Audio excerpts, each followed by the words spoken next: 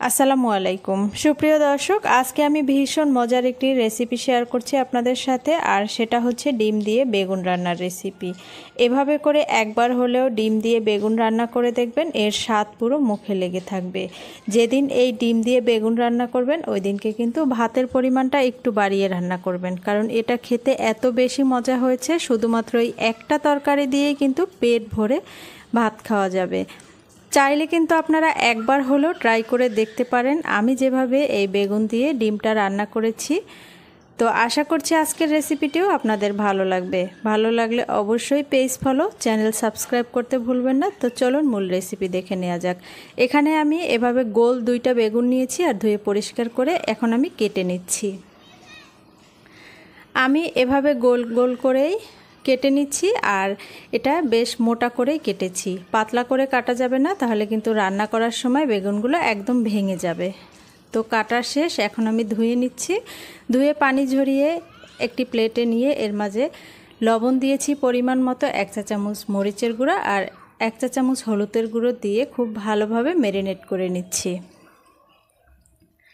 খুব ভালোভাবে ম্যারিনেট করে নেওয়া হয়ে গেছে। এখন আমি এগুলোকে ভেজে নেব। তো তার আগে আমি ডিমের মিশ্রণটা রেডি করে নিচ্ছি। আমি একটি বাটিতে পেঁয়াজ এবং কাঁচামরিচ নিয়েছি, আর এর মাঝে দিয়ে দিচ্ছি 2টা ডিম ভেঙে, দিয়ে দিচ্ছি সামান্য পরিমাণ লবণ। এখন আমি ডিম দুটোকে খুব ভালোভাবে ফেটিয়ে নিচ্ছি। ফেটিয়ে নেওয়া হয়ে গেছে। এবার চুলায় প্যান বসিয়ে এর মাঝে 2 টেবিল চামচ পরিমাণ তেল দিয়ে তেলটাকে ভালোভাবে গরম করে ডিমের মিশ্রণটা ঢেলে নিচ্ছি। তো ডিমটা যখন একটা সাইড ভেজে নেওয়া হয়ে গেছে তখন আমি উল্টিয়ে অপর সাইডটাও ভেজে নিয়েছি। এবার আমি এই ডিমটাকে কেটে নিচ্ছি। আমি এভাবে করে কেটে নিচ্ছি, আপনারা আপনাদের পছন্দ মতো যে কোনোভাবে কেটে নিতে পারেন। তো এটা কেটে নেওয়া কিন্তু হয়ে গেছে। এখন আমি চুলা থেকে নামিয়ে নিচ্ছি। ডিমটাকে একটা প্লেটে তুলে নিয়েছি। একই প্যানে আমি দিয়ে দিচ্ছি 1/4 কাপ পরিমাণ সয়াবিন তেল। আমি এই একবার তেল দিয়েই সবগুলো বেগুন কিন্তু ভেজে নেব। তো এখন তেলটা যখন পুরোপুরি গরম হয়ে গেছে, এখন আমি একে একে সেই ম্যারিনেট করে রাখা বেগুনগুলো দিয়ে ভেজে নিচ্ছি। আর চুলার আঁচ কিন্তু হাই হিটে রেখে আমি ভেজে নিচ্ছি। একদম খুব বেশি ভাজবো না, হালকা একটু ভেজে নেব। আপনারা কিন্তু দেখেই বুঝতে পারবেন। খুব বেশি ভাজা যাবে না, তবে কিন্তু বেগুনগুলো একেবারে নরম হয়ে যাবে, রান্না করলে ভেঙে যাবে। তো দেখেই বুঝতে পারছেন আমি কিভাবে ভেজে নিয়েছি। জাস্ট হালকা একটু ভেজে নিয়েছি, আর এখন চুলা থেকে নামিয়ে নিচ্ছি। তো আমি একইভাবে কিন্তু সবগুলো বেগুন ভেজে নেব। তো আমি সবগুলো তুলে নিয়েছি। এবার আমি চুলায় আরেকটি প্যান বসিয়ে এর মাঝে 3 টেবিল চামচ পরিমাণ সয়াবিন তেল দিয়েছি, আর 1/2 কাপ পেঁয়াজ কুচি আর কয়েকটি কাঁচামরিচ দিয়ে আমি এখন পেঁয়াজটাকে একটু ভেজে নিচ্ছি। খুব বেশি না, পেঁয়াজটা নরম হয়ে যাওয়া পর্যন্তই ভেজে নিচ্ছি। তো পেঁয়াজটা কিছুটা নরম হয়ে গেছে। এবার এর মাঝে 1 চা চামচ আদা রসুন বাটা দিয়ে দিয়েছি, আর স্বাদ মতো লবণ দিয়ে এখন আমি একটু ভেজে নিচ্ছি।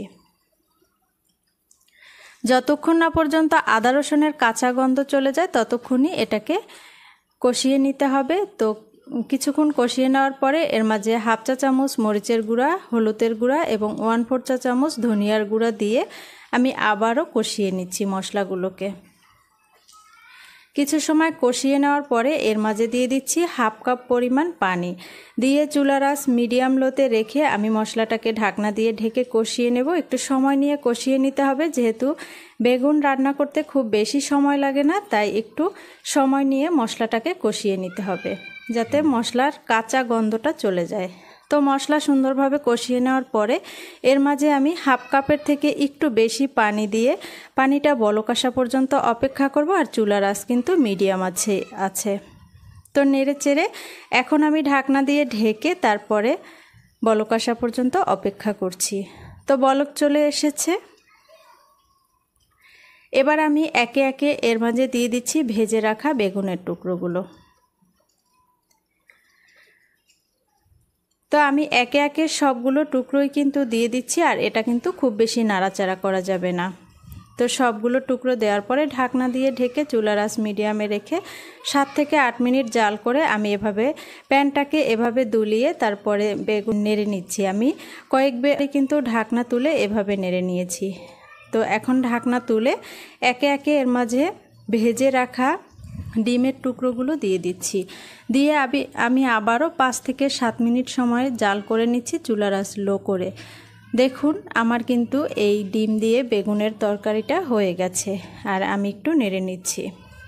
এমনি কিন্তু স্প্যাচুলা বা কোনো খুন্তি দিয়ে নাড়া যাবে না, তবে বেগুনগুলো একদম ভেঙে গলে যাবে। তো চুলা থেকে নামানোর আগে আমি এর উপর দিয়ে দিচ্ছি ভাজা জিরা আর ধনিয়ার গুঁড়া। হাতের কাছে ধনেপাতা থাকলে সেটাও দিয়ে দিতে পারেন, আমার কাছে ছিল না। তো রান্না করা হয়ে গেছে, চুলা থেকে নামিয়ে পরিবেশন করে নিচ্ছি। আর দেখুন এই তরকারিটা কতটা সুন্দর হয়েছে আর লোভনীয় হয়েছে। আমি বলবো যে একবার হলেও কিন্তু রান্না করে দেখতে পারেন, এটা খেতে এতটা মজার হয়েছে। ছোট বড় সবাই কিন্তু অনেক বেশি মজা করে খাবে এই বেগুনের তরকারিটা। ডিম দিয়ে বেগুনটা এভাবে রান্না করলে ওই দিনকে কিন্তু ভাতের পরিমাণ অবশ্যই একটু বাড়িয়ে রান্না করতে হবে, কারণ সবাই কিন্তু পেট ভরে শুধু এই একটা তরকারি দিয়েই ভাত খেয়ে উঠবে। আশা করছি আজকের রেসিপিটিও আপনাদের ভালো লেগেছে। ভালো লাগলে লাইক কমেন্ট করতে ভুলবেন না। সবাই ভালো থাকবেন, সুস্থ থাকবেন। আল্লাহ হাফেজ।